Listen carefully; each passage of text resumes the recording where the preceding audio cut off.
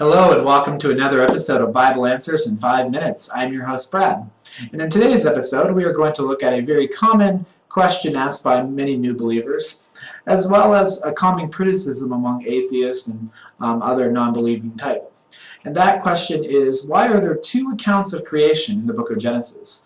Why does Genesis chapter 1 seem to have one order of creation, and Genesis chapter 2 seem to have another? And with that, let's get started. Now, as you can see, as we go through Genesis chapter 1 here, there are orders, and there's day. On day 1, God does something specific. On day 2, he does something specific, and so on, all the way through day 7 when he rests. Now, there's a chronology here. There is a panorama, a big picture.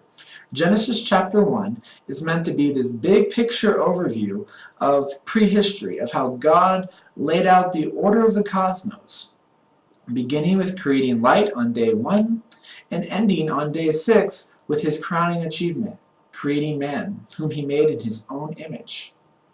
So Genesis 1 is this big picture. Genesis 2 starts off where Genesis 1 left off in terms of creation. Genesis 2 starts off with, as you can see here, with humanity. Genesis 2 is basically the story of the creation from the point of view of humanity. All right, we are made in God's image, and that is the story that Genesis chapter 2 tells until the very end, until the very book of to the last chapter of Revelation, actually.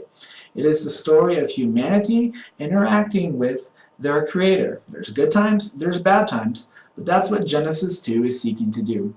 Now, why is this strange that chapter 1 should be a big picture and chapter 2 should be specific on the story of man? I mean, how many movies and books and papers and stories all begin with like a special intro, right? A prologue, a summary, an overview, an abstract, a deep narrator voice that sets up the context and the background for what you're about to watch or read. It's this big picture thing. And then right after that introduction, it moves into telling the story. It introduces characters, right? The character in the story that you're about to read about. There's a new introduction that occurs. So you begin with a big picture thing, and then you zoom into a very specific story within the context, within the framework of that big picture opening monologue narration that was just created. I mean, think of Lord of the Rings. That's a perfect example, right? The opening scenes are all about how the rings all got made. And then they move in specifically to the story of Aragorn and Frodo and the rest of them. So there are two introductions in that. Now, this is a common literary device that's used today. It's a common style of genre that's used today. It was also common back then. There's nothing new under the sun. People tell stories and they entertain each other in the same way they have for thousands of years. Why is the Bible somehow not allowed to do that?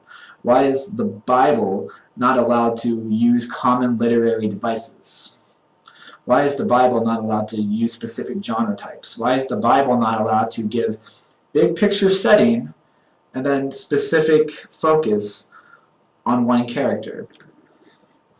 Now, for me personally, what makes this entire argument moot and pointless are the words of Jesus himself, because he says in Matthew 19, verse 4 and 5, when the Pharisees are asking him about divorce, he quotes Genesis 1 and Genesis chapter 2 in the same sentence. To him, they are the same thing.